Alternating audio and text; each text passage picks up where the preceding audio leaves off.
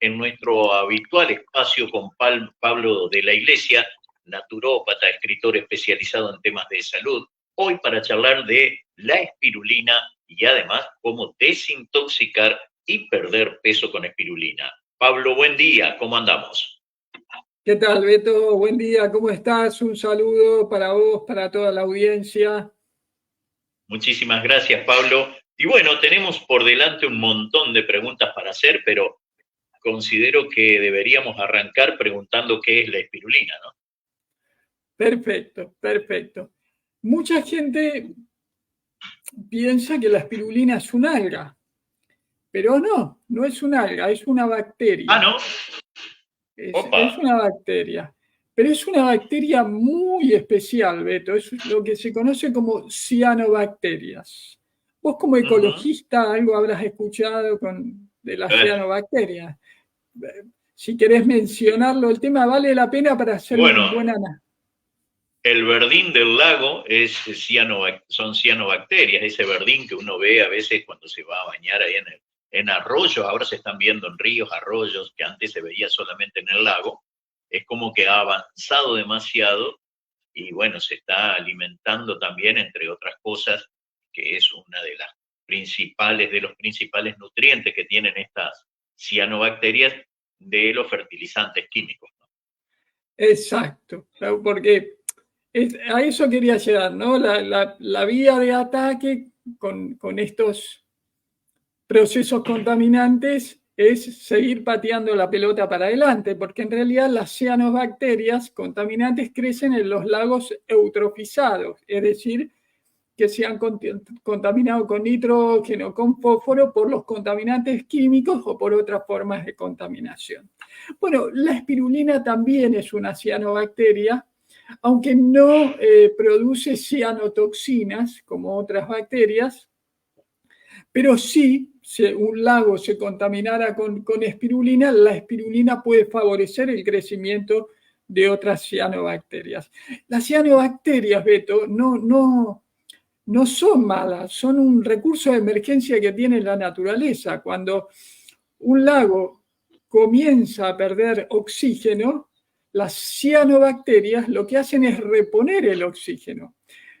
Y justamente fue esta capacidad de las cianobacterias de producir fotosíntesis. Son bacterias fotosintéticas. Son un fenómeno único, ¿no? Porque la fotosíntesis lo pueden hacer las plantas. Bueno, las cianobacterias en su proceso de generar su propio alimento a partir de la luz, también generan oxígeno.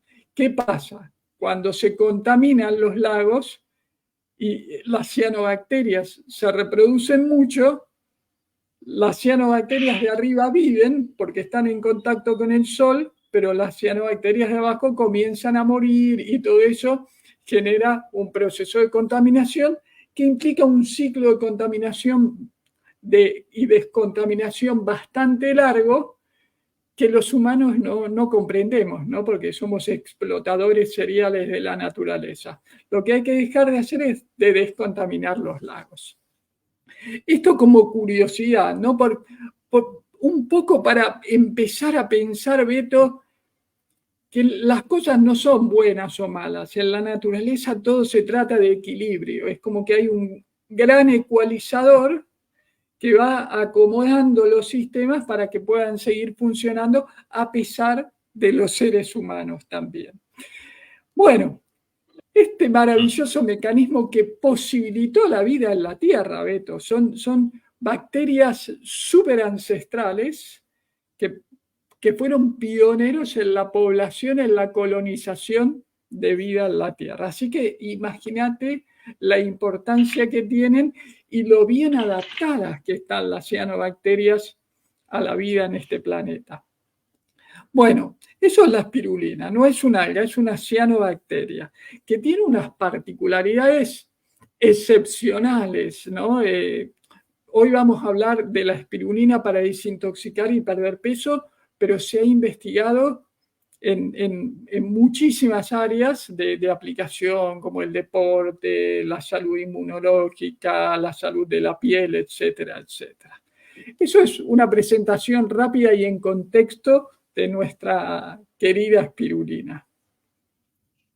Miramos, totalmente, yo estaba reconvencido que era un alga y te digo que por lo que leí en la mayoría de los sitios también le dan esa característica, ¿no? de un alga, así que bueno, fíjate. Exacto, le dicen algas verde azuladas, es el nombre común, pero si vamos a ser precisos taxonómicamente, se trata de una bacteria del género Monera, del reino Monera, que son células procariotas, es decir, que no tienen un núcleo definido y que tienen esta maravillosa propiedad, igual que las plantas, de hacer fotosíntesis y liberar oxígeno.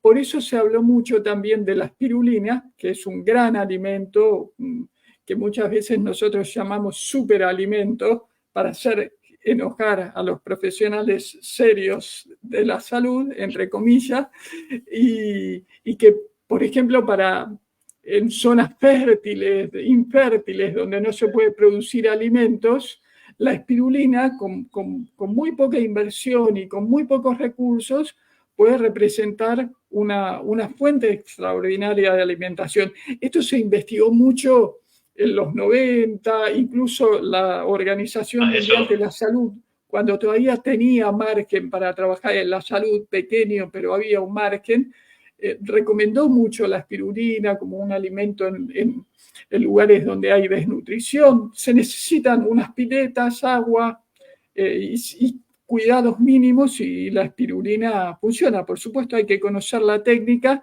pero no eso es nada justo te iba a preguntar, porque no nació hace mucho tiempo, ¿no es cierto? Te iba a preguntar por esos antecedentes históricos por ahí en el consumo de espirulina.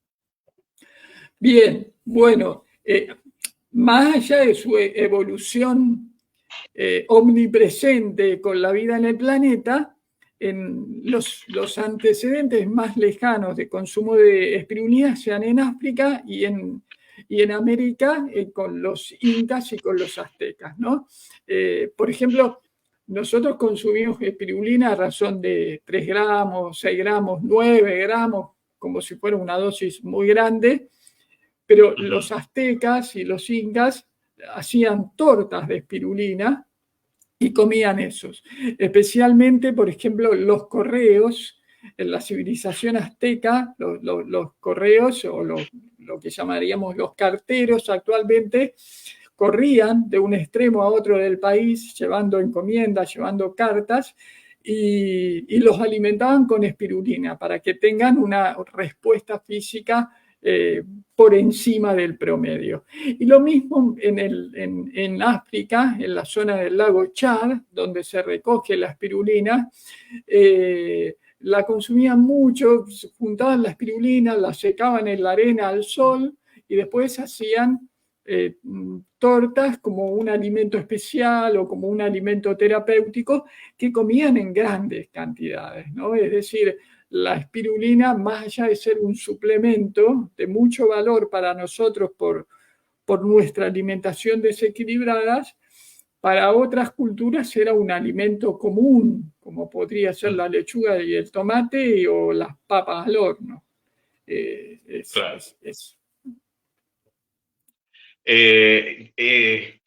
Increíble la cantidad de cosas por ahí que ignoramos, ¿no? Y la enorme ayuda que puede darnos, porque, bueno, no, habías hablado de un montón de cosas, pero no tenía idea de que podría servir para bajar de peso, por ejemplo, ¿no? ¿Cómo una cosa, bueno, en este caso, una cianobacteria nos ayuda a bajar de peso? O sea, ¿cuál es el proceso? ¿Por qué ayuda a bajar? Bueno, la espirulina tiene varias habilidades que nos ayudan a bajar de peso con más facilidad, que nos ayudan a incorporar hábitos saludables que contribuyen a la baja de peso con más facilidad. Una de ellas es su densidad nutricional. Es uno de los alimentos más densos nutricionalmente. Otro es el aporte de fibras. Esto en determinados contextos tiene importancia menor, pero suma. Otro es la sensación de saciedad que brinda. Después, el aporte extraordinario de un pigmento que se llama ficocianina y que ha sido estudiado para muchos usos, entre ellos contribuir a mejorar ciertos mecanismos metabólicos asociados con el equilibrio en nuestro peso, y finalmente un aporte importante de un aminoácido que se llama fenilalanina. Hay más elementos asociados a la espirulina, pero estos son cinco razones destacadas por las cuales la espirulina, sin ser una solución milagrosa, Beto, en esto quiero enfatizar, nos ayuda a perder peso si somos constantes, si hacemos las cosas bien, por supuesto, siempre en un contexto de alimentación saludable, no de milagrerío, de respuestas mágicas. Claro. ¿Cómo se consume para bajar de peso? ¿De qué manera uno incorpora la espirulina como un suplemento para adelgazar? Bien, un poco va a depender del contexto, porque las razones que a vos te llevan a subir de peso son muchas. Por ejemplo, si vos estás comenzando a realizar actividad física, la espirulina, sobre todo consumida antes de la actividad física, por el aporte de aminoácidos y por el aporte especialmente de fenilalanina, te va a ayudar a quemar mejor las grasas. Ese es un mecanismo que ha sido bastante estudiado. Después, la misma fenilalanina te va a favorecer la secreción de una hormona que se llama colecistoquinina, que se segrega en el intestino y que estimula al páncreas a segregar sus hormonas, como la insulina, el glucagón y las enzimas pancreáticas, que son muy importantes para realizar un mejor proceso digestivo, para metabolizar mejor las grasas por el aporte de lipasa del páncreas, los carbohidratos por la amilasa o las proteínas por la proteasa. Es decir, todo el proceso de digestión y de asimilación de macronutrientes se hace con más eficiencia. Y eso tiene su importancia para el metabolismo. Además que la insulina y el glucagón, cuando están bien equilibrados, cuando el páncreas es acompañado con buena nutrición, ayudan a regular los niveles de glucosa. Y una de las razones de la ansiedad por los alimentos tiene que ver con los desequilibrios del azúcar en la sangre. Entonces, si nosotros tenemos un buen patrón justo me están preguntando eso. Ajá, me preguntan si se puede, si alguien con diabetes o con un principio de diabetes puede consumirla. Sí, por supuesto, por supuesto. La espirulina realmente, si vos has leído ahora para esta entrevista algunos artículos, vas a encontrar que te advierten del consumo de espirulina por esto, por lo otro, pero en realidad es lo mismo de siempre. Es una estrategia, desde mi punto de vista, que parece direccionada a que la gente le tenga miedo a las cosas saludables.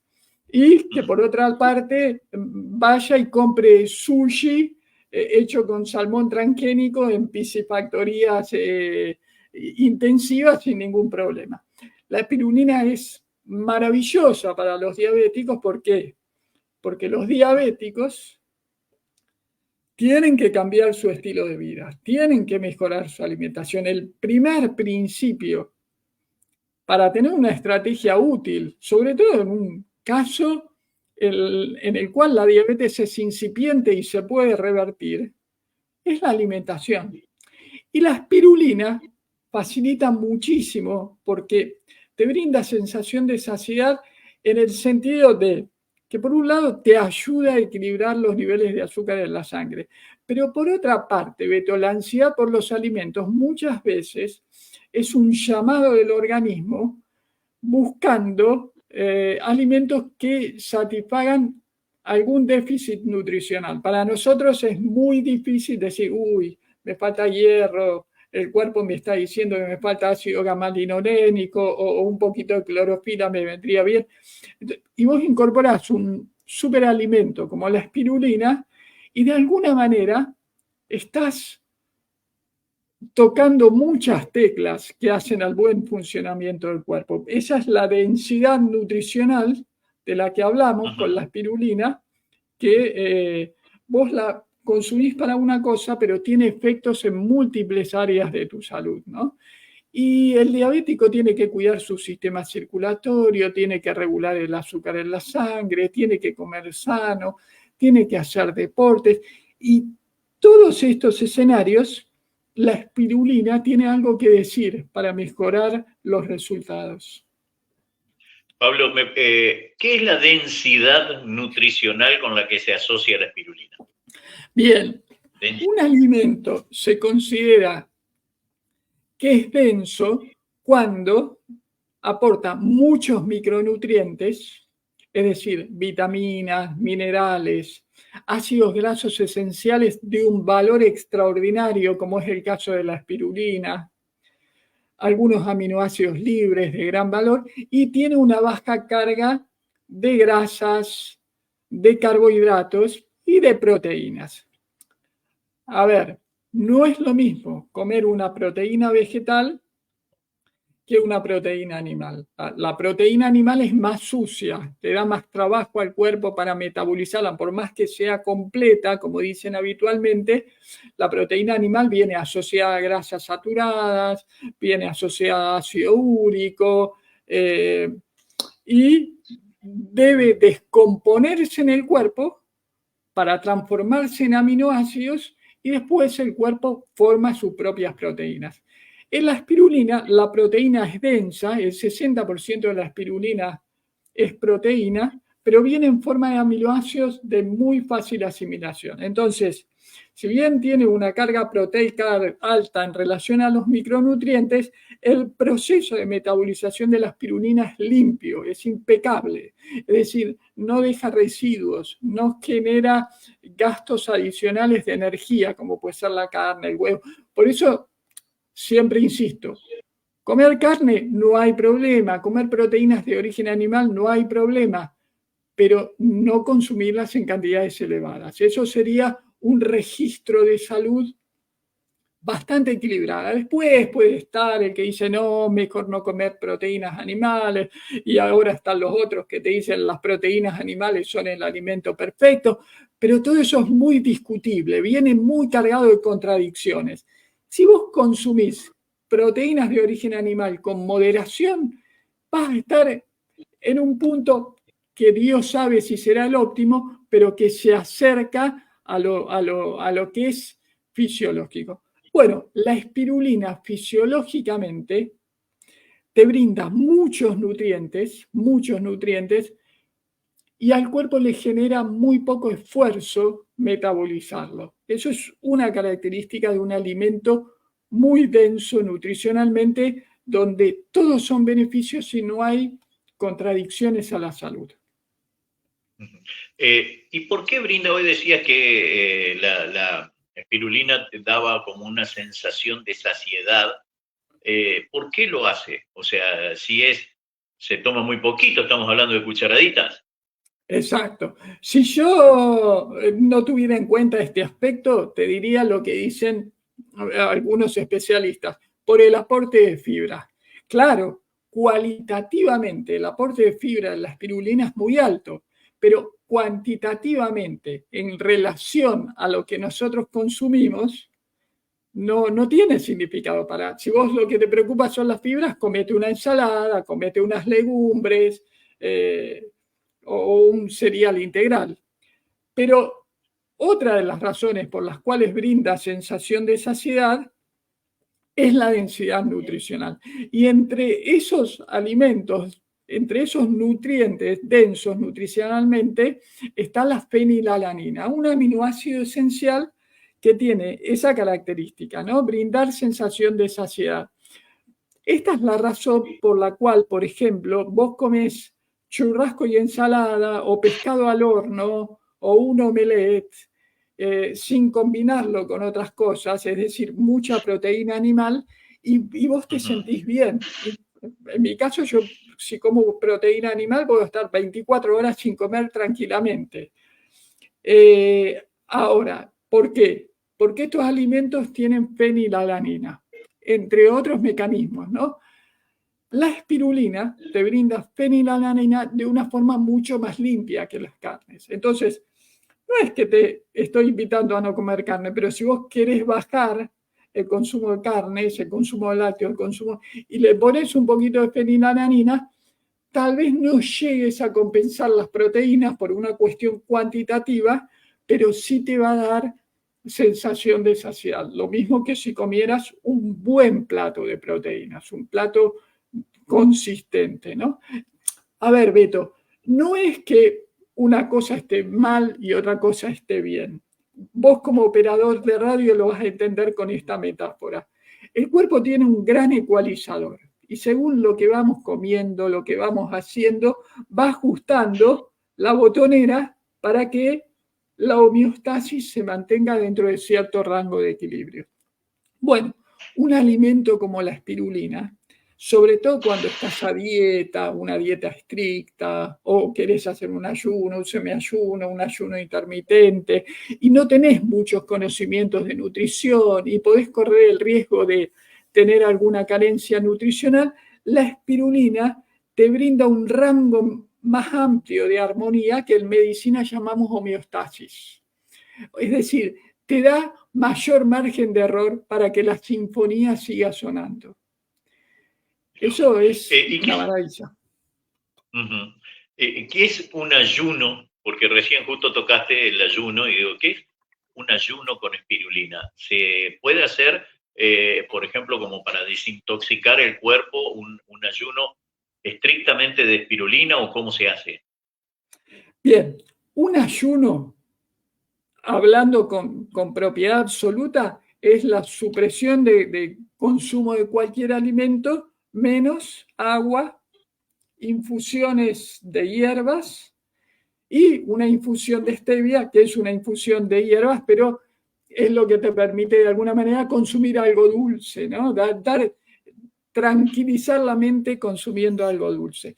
Un ayuno normalmente se realiza durante 24 horas, 48, depende de los casos. O sea, hay ayunos muy largos también. Pero para el oyente promedio que tiene curiosidad, un ayuno de 24 horas es una maravilla. Es un gran descanso para el cuerpo.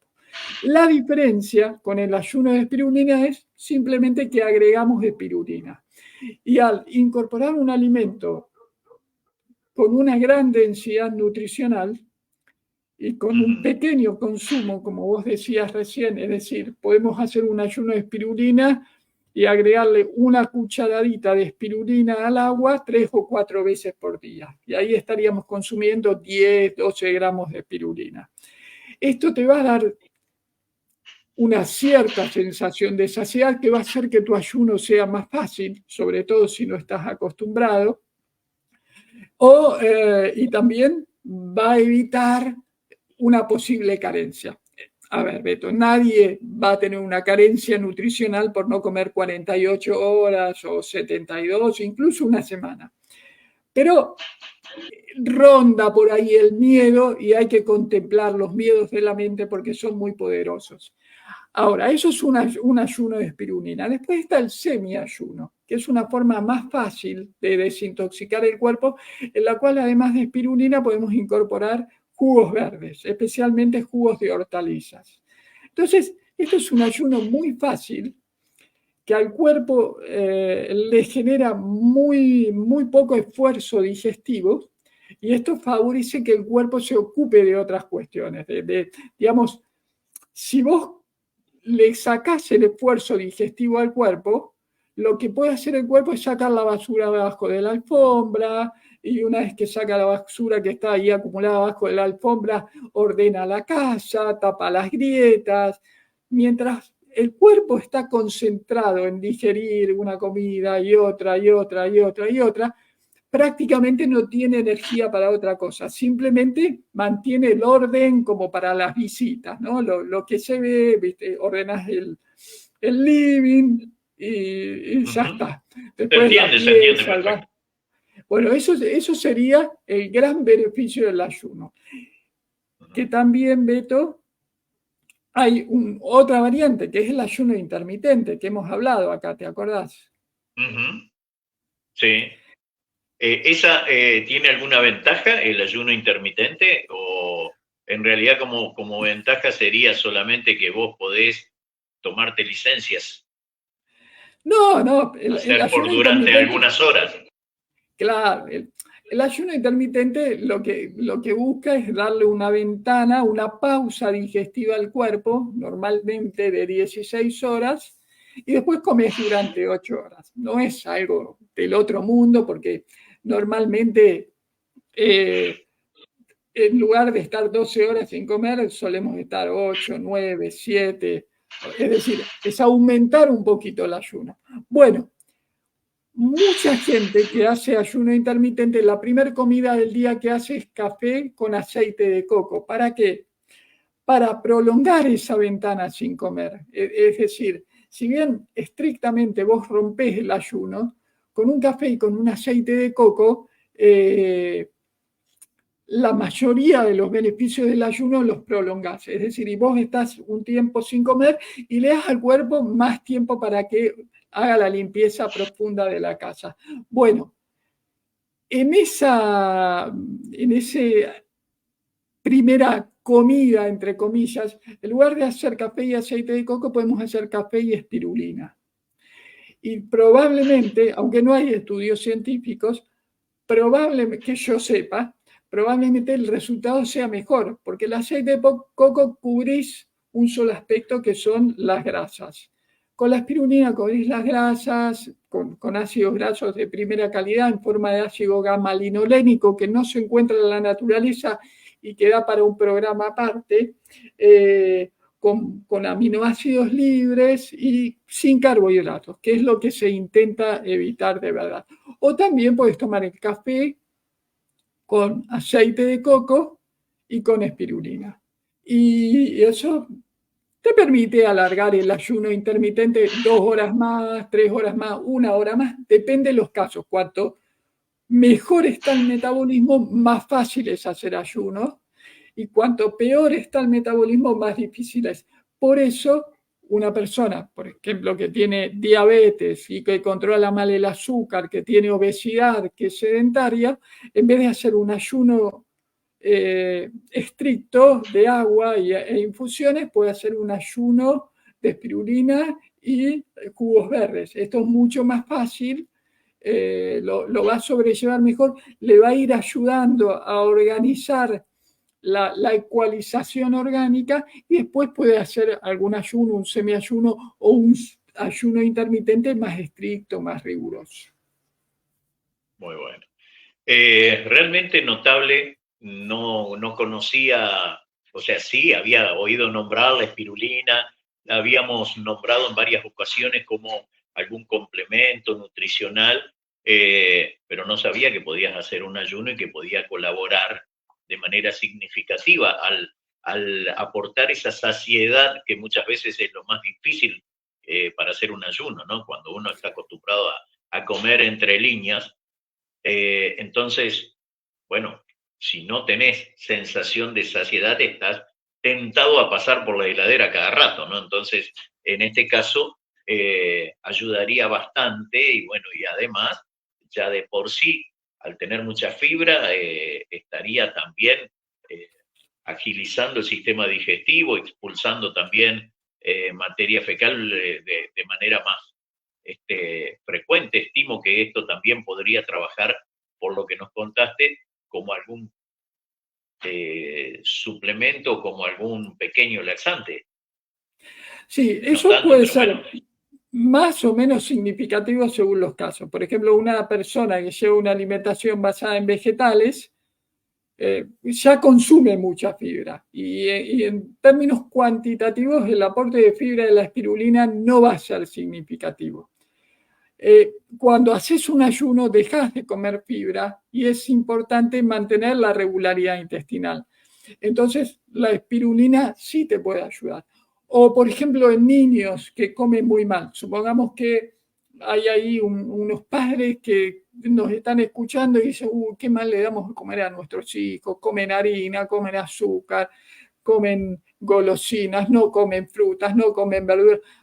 Arranquemos, demos un pasito. Incorporar la espirulina. La espirulina te va a aportar fibras, te va a aportar nutrientes, te va a aportar clorofila y empezar a caminar. No te quedes en la espirulina porque, digamos, el beneficio de la espirulina se agota si no tenés un estilo de vida saludable. Pero empezá a cambiar de a poco.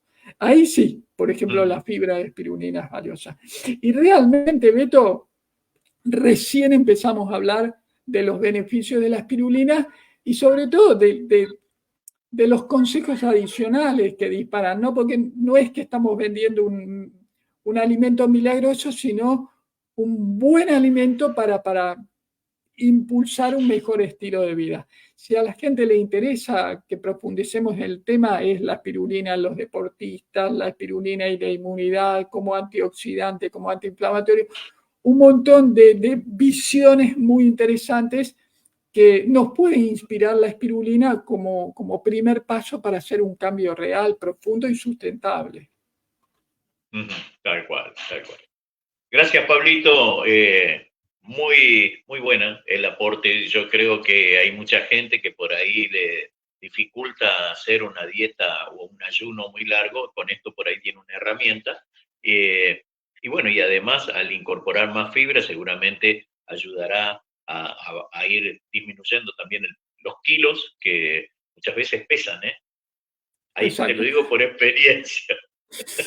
Lo importante, Beto. No, pero estoy yendo, de a poquito, pero estoy yendo por ese lado. Ese es el punto. Lo importante es tomar conciencia de dónde está parado uno y decir cuál es el próximo paso. Si vos te focalizás todo en tiempo, en tu meta, te va a generar frustración, porque normalmente el viaje es largo y de hecho la mayoría de nosotros no llegamos a la meta. Siempre queremos más, siempre estamos, porque cuando vos avanzaste 10 pasos, ves más allá y querés más.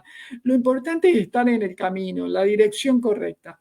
No volverse loco, a veces los resultados llegan más rápido, a veces tardan menos, pero tratar de hacerlo con salud. Cuando tenemos una estrategia de salud, bajamos de peso. Cuando tenemos una estrategia que solamente se focaliza en bajar de peso, lo habitual es perder la salud y cuando perdés la salud, después hagas lo que hagas, seguís engordando. Cuidar la salud es lo más importante. Me preguntan por acá, mirá, justo estábamos en la despedida, pero ¿pierde propiedades si se cocina la espirulina? Sí. Vos fíjate que una de las razones por las cuales la espirulina es utilizada en los vuelos espaciales de la NASA es porque es una forma de llevar algo crudo al espacio. La espirulina se procesa en crudo, incluso si se hace en polvo es la forma ideal, pero también hay empresas que te hacen los comprimidos de espirulina pura, sin excipientes, y bueno, comer algo crudo es muy importante por la clorofila, en este caso por la ficocianina, porque hay algunos ácidos grasos, como el ácido gamma-linolénico, que se deteriora si lo cocinás. Entonces, si vos querés incorporar la espirulina en algún alimento cocido, lo haces a lo último, cuando ya apagaste el fuego. Ahí por ahí pierde alguna propiedad por el calor, pero la pérdida es mínima, no es significativa. Yo, por ejemplo, consumo levadura de cerveza con algunas algas y con espirulina, todo mezclado, ¿no? Lo tengo en un pote y cuando hago un guisito de verduras, que es la comida cocida más habitual, le pongo un poquito a lo último, cuando lo voy a servir. Y te permite darle sabor, te permite reducir el consumo de sal si estás consumiendo mucho. Acordate que no es la idea dejar la sal, sino consumir un poquito de buena sal, pero le da sabor a la comida y además la enriqueces con un montón de micronutrientes. Muchas gracias, Pablo, muy amable. Nos vemos el miércoles si Dios quiere. Gracias a vos, Beto, y si les interesa profundizar en este tema, que los oyentes nomás avisen. Un abrazo. Ok, perfecto. Pablo de la Iglesia, naturópata, pasaba también por la mañana del despertador. Qué importante, importante para mejorar nuestra calidad.